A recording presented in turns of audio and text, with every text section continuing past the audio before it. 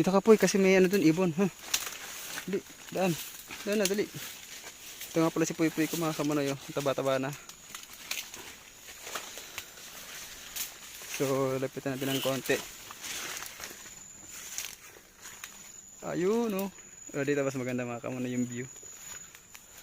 So, ayan.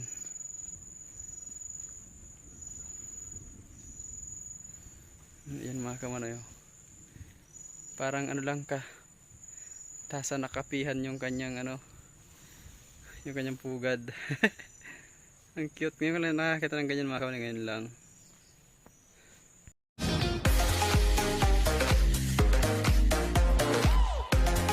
So, gandang hapon mga kamanoy. At ngayon lang ako nakakita ng ganitong ibon mga kamanoy. Kasi yung tali ng kalabaw ko, nandun yung kalabaw ko, buti na lang hindi to na dito lumipad yung ibon. So ipakita ko sa inyo mga kamanoy, ang cute. So ito, pero si kamanoy hindi cute.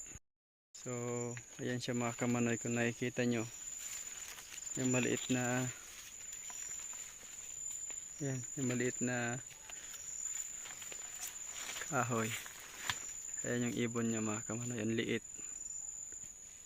Oh, ayan. Ayan siya mga kamanoy, oh. So, ang cute nga, ang lit-lit ng ano niya, ng ayan lang, oh.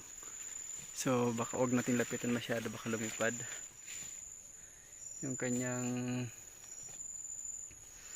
bahay. Ayan, oh, pugad niya mga kamanoy, lit-lit lang. Ano niya yung ano, parang damo-damo lang yung ano niya, oh. Oh, ayan yung kalabaw ko. Puti. Hey, lumakapoy.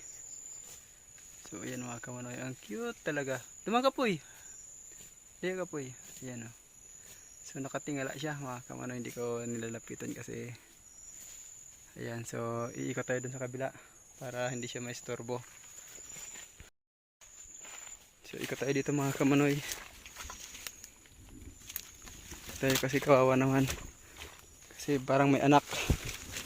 So kukunin si Puy, dito ka Puy. Puy. So dito si Puy Puy, kinuha ko mga kamanoy. At dito kasi padadaanin. So dito ka Puy kasi may ano dun, ibon. Ha? Dali, daan. Daan na, dali. Ito nga pala si Puy Puy ko mga kamanoy. Taba-taba na. So lapitan natin ng konti.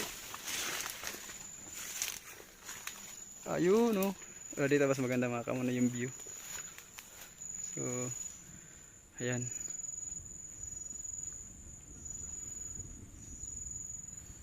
Ayan mga kamanoy, oh. Parang ano lang ka. Tasa nakapihan yung kanyang ano, yung kanyang pugad. Ang cute. Ngayon ko lang nakakita ng ganyan mga kamanoy, ngayon lang. Yung ano, yung ang tawag sa amin yan mga kamanoy, tungaw-tungaw. Oh, ayan.